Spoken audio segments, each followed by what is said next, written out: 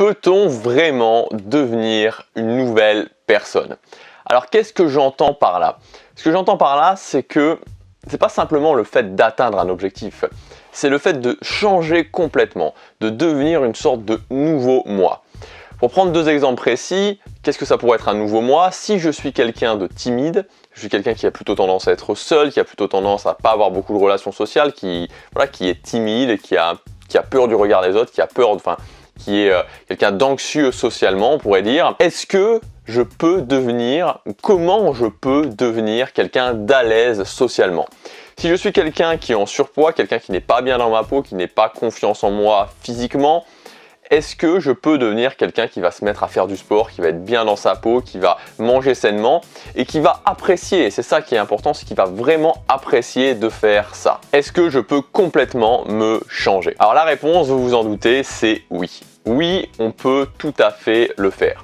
Maintenant, pourquoi on peut tout à fait le faire? Bon, la première raison, la raison la plus simple et la plus évidente, c'est que à l'échelle de l'humanité, si on prend, je ne sais plus combien on est, 7 milliards, un truc comme ça, d'êtres humains, il y en a plein qui l'ont fait. Il y en a énormément qui l'ont fait, et donc s'il y en a énormément qui l'ont fait, ça veut dire que c'est tout à fait faisable. Donc oui, c'est possible. La raison simple à tout ça, c'est que votre identité, ça j'en avais déjà parlé, donc je vais en reparler brièvement, je vous conseille de re-regarder les anciennes vidéos si vous voulez plus d'infos là-dessus, sur l'identité. Votre identité est particulièrement définie par vos actions du passé, sachant que chaque action que vous prenez dans le présent peut potentiellement être une nouvelle direction, et donc changer votre passé, changer les actions de votre passé, vous pouvez tout à fait devenir une nouvelle personne. Chaque fois que vous prenez des actions dans une nouvelle direction, que vous prenez des actions dans la direction de la personne que vous voulez devenir, vous devenez petit à petit cette nouvelle personne. Et le fait de prendre du plaisir à ça, c'est tout simple, c'est-à-dire que notre cerveau est une machine à chercher des récompenses, à chercher partout comme une tête chercheuse des récompenses, des choses qui vont potentiellement nous faire nous sentir bien. Quand vous allez comprendre que cette nouvelle identité vous apporte plein de récompenses, vous fait vous sentir bien, si vous êtes à l'aise socialement, que vous allez pouvoir avoir un copain, une copine, que les gens vous apprécient, que vous n'allez plus être seul, croyez-moi, ça ne tardera pas avant que le cerveau comprenne que cette identité vous apporte beaucoup de plaisir. Maintenant, si c'est possible, pourquoi la plupart des gens ne le font pas? Tout simplement parce que la plupart des gens ont ce qu'on pourrait appeler un état d'esprit fixe. Leur identité, elle est basée sur quoi? En grande partie sur leur éducation et sur quelques événements dus au hasard. Et ça fait que à environ 20 ans, on peut dire 18, 20, 21, 25, mais dans cette tranche d'âge-là, les gens vont avoir une certaine façon, vont être une certaine personne, et cette personne-là ne changera plus justement parce qu'ils ont cet état d'esprit fixe. C'est justement pour ça que l'éducation nous définit à ce point-là, c'est pour ça que nos parents nous définissent à ce point-là. Il y a de très fortes chances que si vos parents sont tous les deux très à l'aise socialement, vous soyez très à l'aise socialement, même si parfois il y a des exceptions. Il y a de très fortes chances que si vos parents ne fument pas, si vos parents mangent sainement, si vos parents sont des grands sportifs, vous soyez vous aussi des grands sportifs et que vous aussi vous mangez sainement. Donc on peut dire, et je crois que c'est la réalité, c'est que quelque part, le niveau de nos parents, en tout cas nos grandes bases en tant que personnes sont posées par nos parents et ensuite par certains événements qu'on va vivre dans notre enfance, dans notre adolescence. Maintenant, on peut tout à fait sortir de cet état d'esprit fixe, on peut tout à fait devenir une nouvelle personne, et je vais vous expliquer pour moi les 4 points qui vont vous permettre de vous transformer. Donc si aujourd'hui votre identité ne vous convient pas, si aujourd'hui vous voulez devenir quelqu'un d'autre, si vous voulez ne plus être timide, ne plus être en surpoids, être fier de votre corps, ne plus être salarié, tout un tas de choses, vous pouvez tout à fait atteindre vos objectifs. La première chose, c'est de comprendre que c'est possible, donc d'admettre que c'est possible, de ne pas se dire « Ah oui, mais non, ceux qui font ça, ils ont eu de la chance, c'était les circonstances, etc. » Non, c'est pas vrai, c'est tout à fait possible. Mais en revanche, autant je vous dis c'est possible, autant je vous dis c'est inconfortable, voire très inconfortable. Pourquoi? Parce que pour devenir une nouvelle personne, par définition, vous allez devoir prendre de nouvelles actions. Et ces nouvelles actions vont toutes, et je dis bien toutes sans exception, se situer en dehors de votre zone de confort. Et vu qu'elles sont en dehors de votre zone de confort, ce sont des actions que vous n'avez pas l'habitude de prendre, elles vont vous faire sentir mal à l'aise, de moyennement mal à l'aise à extrêmement mal à l'aise quand on arrive vraiment vraiment au niveau supérieur, quand on sort de sa zone de confort, qu'on va vraiment vers sa zone de défi, ou toute fin de sa zone de défi, elles vont vous faire sentir mal à l'aise à extrêmement mal à l'aise. Donc ça, il faut le comprendre. Il faut comprendre que le chemin de changer son identité, le chemin de devenir une nouvelle personne est un chemin possible, mais c'est un chemin qui passe par un inconfort relativement présent tout le temps. Deuxième point, c'est de savoir quel est votre pourquoi émotionnel. Je parle souvent de vision, je parle d'objectif, c'est très important de savoir ça parce que quand vous allez être dans l'inconfort, quand vous allez prendre de nouvelles actions, que vous allez commencer à sentir que vous vous sentez mal, que vous vous sentez mal à l'aise, c'est pas avec des arguments logiques du style « Ah bah j'ai envie de devenir une nouvelle personne » que vous allez pouvoir continuer. Ça va pas fonctionner. Si vous avez juste ça en magasin, bah, très clairement vous allez arrêter, vous allez revenir au point de départ. Donc il faut que vous sachiez de façon émotionnel, et j'insiste là-dessus, d'une façon qui vous fait vibrer à l'intérieur, pourquoi vous voulez faire cette chose-là. Qu'est-ce qui vous fait vraiment vibrer dans cette chose-là? Quel est votre objectif? Quelle est votre vision? Quelle est cette chose à l'intérieur de vous qui vous pousse vraiment à faire ça? Si vous ne l'avez pas, ça sera très compliqué. Donc le deuxième point, c'est de vraiment passer du temps à chercher ça. Troisième point, c'est de définir 2 ou 3 habitudes fondations de votre nouvelle identité.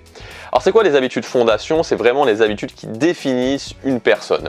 Des habitudes où on pourrait dire que si on prend ces 3 habitudes-là, quelque part on a résumé cette personne. Il faut donc que d'une façon tout à fait logique, vous vous disiez ok, quelle est l'identité que je veux avoir? Vous pouvez prendre certaines personnes qui ressemblent à cette identité-là, et vous dire ok, c'est quoi leurs habitudes fondations? C'est quoi ces habitudes qui les définissent en tant que personne? Si je prends quelqu'un qui est à l'aise socialement, c'est quoi ses habitudes fondations? Ça va peut-être être de systématiquement engager la conversation, d'engager la conversation avec au moins une nouvelle personne chaque jour. Ça va être de sortir au moins 1 à 2 fois par semaine. Ça va être de faire partie de, par exemple, 1 ou 2 clubs d'activités du type sport, du type, je sais pas moi, de type artistique, pardon, donc sport, artistique, karaté, théâtre, je sais pas, ce genre de choses qui vont qui vont encore une fois appuyer ce côté social. Donc ça peut être 3 habitudes de quelqu'un de social. Si on prend quelqu'un qui est bien dans son corps, qui est bien physiquement, qui a confiance en lui et qui s'entretient physiquement, ça va être typiquement de faire du sport plusieurs fois par semaine, ça va être de bien manger, c'est-à-dire de manger sainement, ça peut être aussi de prendre soin de ses vêtements, de prendre soin de lui. C'est très important que vous définissiez ça, que vous définissiez 2 à 3 habitudes, 3 habitudes c'est bien, donc après il faut les mettre en place une par une encore une fois, et que vous définissiez ces habitudes et qu'ensuite vous intégriez ces habitudes à votre vie. Croyez-moi, et je passerai sûrement encore du temps à le redire, mais il n'y a rien de plus puissant que faire quelque chose tous les jours. Quand vous faites quelque chose tous les jours, c'est incroyable à quel point vous progressez, c'est incroyable à quel point vous changez votre identité. Vous devenez ce que vous faites tous les jours. Si vous faites du sport tous les jours, si vous intégrez ça petit à petit, que tous les jours vous faites du sport, tous les jours vous faites de la musculation, dans 1 an, croyez-moi, vous appréciez le fait de faire de la musculation. Il n'y a aucune autre solution. Je n'aimais pas faire des vidéos, je n'aimais pas me montrer sur YouTube. Ça fait là aujourd'hui, je pense qu'on est au jour 293 ou 294, je ne sais plus exactement. Croyez-moi, j'aime faire des vidéos, je prends plaisir à faire des vidéos, je suis à l'aise maintenant, très honnêtement, je suis à l'aise, je fais cette vidéo-là, je suis vraiment à l'aise. Et même hier, c'est assez marrant parce que je suis retombé sur mon PC sur une ancienne vidéo, une vidéo de quelqu'un que j'avais téléchargé cette vidéo il y a peut-être 2 ans, et je trouvais que cette personne était très à l'aise en vidéo, il me semblait vraiment à l'aise, et là j'ai regardé la vidéo, et j'ai vu je me suis dit, il n'était pas si à l'aise que ça en fait, et c'est assez rare, pardon, décidément aujourd'hui c'est assez rare que je dise ça, mais je me trouvais vraiment, je trouvais que je l'avais dépassé. Et ça m'a fait quelque part, je me suis dit, waouh, c'est impressionnant à quel point quand on ne se pose pas trop de questions et qu'on fait une activité tous les jours, c'est incroyable de voir à quel point on progresse. 4e point, c'est de comprendre l'importance du quotidien et l'importance de chaque choix finalement qu'on a à faire au quotidien. Il y a une multitude de choix qu'on a à faire au quotidien et qui vont plus ou moins renforcer votre ancienne identité ou votre nouvelle identité. Et pour matérialiser ça dans la réalité, il suffit de faire un petit schéma, que vous pouvez faire vous aussi. Je n'ai pas fait un trait qui était très droit, mais bon, c'est pas grave. Donc voilà, vous faites, évidemment on ne voit pas, voilà, là on voit. Donc vous faites une barre graduée qui va dans 2 sens avec 2 flèches de 0 à 5. Là vous avez votre ancien moi, donc vous pouvez mettre par exemple, je sais pas, timide, et là à l'aise socialement. Et chaque choix que vous allez avoir à faire, vous allez vous demander À quel point ce choix que je vais faire, par exemple le fait de sortir voir des amis, à quel point ce choix m'amène de 0 à 5 vers mon identité ou m'amène de 0 à 5 vers mon ancienne identité. Et de faire ça, comme ça, quand vous avez un choix à faire, alors peut-être que vous allez quand même pas faire le choix de la nouvelle identité, c'est pas grave, encore on peut pas toujours réussir, on n'est pas des machines, le but c'est pas d'être parfait, mais au moins vous le matérialiserez, vous prendrez conscience de vous dire ok, quand je fais le choix de rester à la maison, regarder la télé plutôt que d'aller sortir, même si c'est avec des gens que j'apprécie pas forcément énormément, et ben ça renforce le fait que je sois timide et ça ne m'aide pas à aller vers le fait que je sois à l'aise socialement. Donc ça c'est vraiment un exercice qui est sympa, enfin que je trouve assez sympa à faire et qui permet de prendre conscience que les micro-choix qu'on a à faire au quotidien sont vraiment importants et qu'au final ils font justement ce fameux effet cumulé, cet effet boule de neige qui tend à nous transformer. Pour résumer, oui c'est possible, oui vous pouvez devenir une nouvelle personne, oui vous pouvez atteindre votre vision.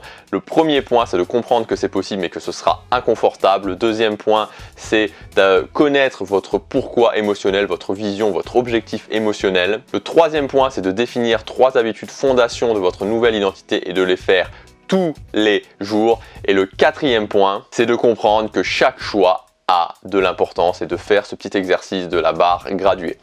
Je vous dis à demain pour la prochaine vidéo. Si vous voulez en savoir plus sur la mise en place d'habitudes, sur comment je mets en place des habitudes, la science des habitudes finalement, c'est pas très compliqué en soi. Il y a plusieurs éléments à connaître, il y a plusieurs règles à connaître. Mais une fois que vous les connaissez, vous pouvez mettre en place des habitudes beaucoup plus facilement. Je vous explique ça dans la lettre privée, donc c'est une série de vidéos inédites qui ne sont pas sur cette chaîne YouTube. Vous pouvez vous pouvez vous y inscrire en cliquant sur le lien dans la description ou sur l'image ici. À demain, chaque jour compte.